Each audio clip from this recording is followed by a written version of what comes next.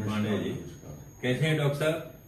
बहुत अच्छी बात है आपसे आपको मिलकर। आप कोई विशेष अभियान पर निकले हुए हैं धनबाद से, वो क्या अभियान है आपका जिस पे आप काम कर रहे हैं?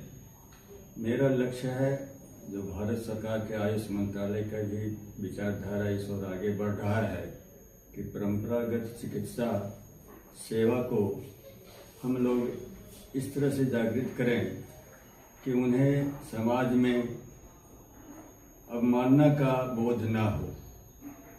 भारत सरकार QCI जो भारत सरकार का एक अंग है, एक सिलेबस उन चिकित्सकों के लिए तैयार करके रखा है, लेकिन मंत्रालय की ओर से कोई पहल नहीं होने के कारण एक राष्ट्रीय स्तर का संगठन बनाने के लिए परंपरागत चिकित्सकों के हित के लिए इंडियन ट्रेडिशनल मेडिकल एसोसिएशन नामक संस्था का बीजारोपण किया गया है और इसके माध्यम से उस लक्ष्य को पूरा कराया जाएगा।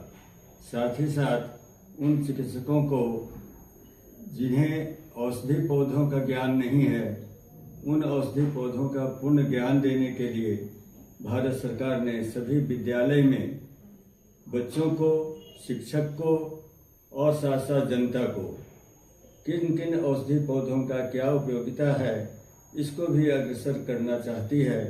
उसी कार्यक्रम को हम लोग बढ़ाने के लिए परंपरागत चिकित्सा मिशन के रूप में हम इसे आगे बढ़ाने के लिए अग्रसर हैं। जी, अभी तक कितना कार्य हो चुका है इसमें? अभी तक सिर्फ स्थापना हुआ है और औषधि पौधे का, योग का शिक्षा को आगे बढ़ाकर हम इसको अग्रसर करने के लिए 1 साल से प्रयत्नशील हैं। देखिए, अपने सेवा सदन का मिशन है 125 वर्ष स्वस्थ जीवन स्वस्थ भारत।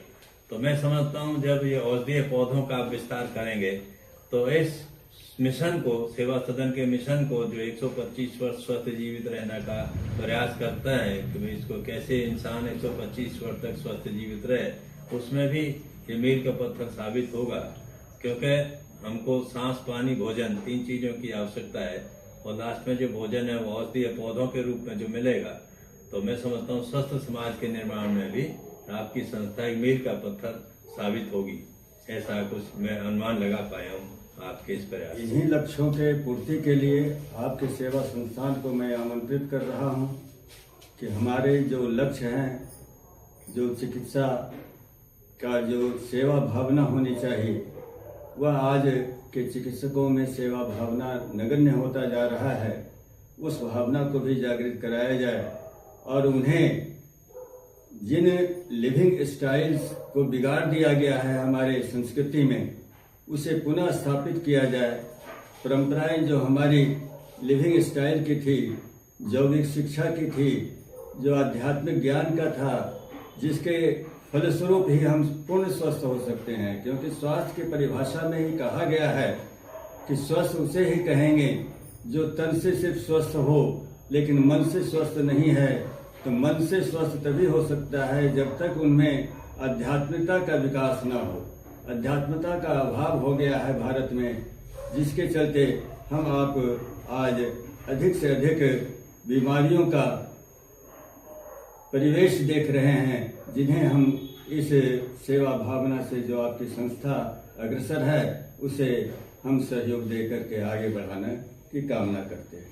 देखिए, बहुत बहुत धन्यवाद आपके आगमन के लिए सेवा सदन में, हमारे सेवा सदन परिवार में आपका पुनः आगमन के लिए हम आशीर्वाद चाहेंगे और उम्मीद करेंगे आप जल्दी पुनः हमारे यहाँ अपने चरण डालेंगे ताकि यह संस्थान भी एक बड़ा कार्य कर सके और अपने लक्ष्य में प्राप्त कर सके।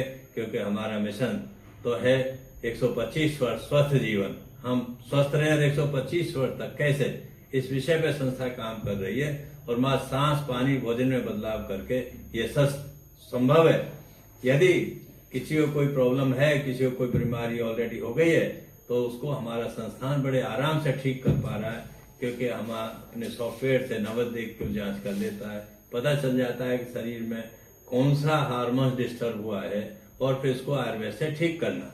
आयुर्वेद हमने बड़े सिंपल में इसको महसूस करते हैं कि जो हमारी जो जीवन के साथ कुदरत ने पेड़ पौधों को जोड़ा है, तो पेड़ पौधों का गोश्त है वो हमारी खुराक है, और जो हमारा वेस्ट है वो पेड़ पौधों की खुराक है। तो सेवा सदन के माध्यम से, अपने प्रोग्रामों के माध्यम से हम समाज को, हम उन लोगों को जो अस्वस्थ हैं वो इस सिस्टम में बैठाने की कोशिश करते हैं कि आप थोड़ा सांस डीप ब्रीथिंग कर लें, आधा घंटा पानी प्रॉपर पी लें और भोजन जैविक और अल्प मात्रा में लें। यदि इन चीजों पे हम चलेंगे निश्चित ही 125 वर्ष स्वस्थ जीवन का आंकड़ा पार कर पाएंगे। बहुत बहुत आभार, बहुत बहुत धन्यवाद आपका।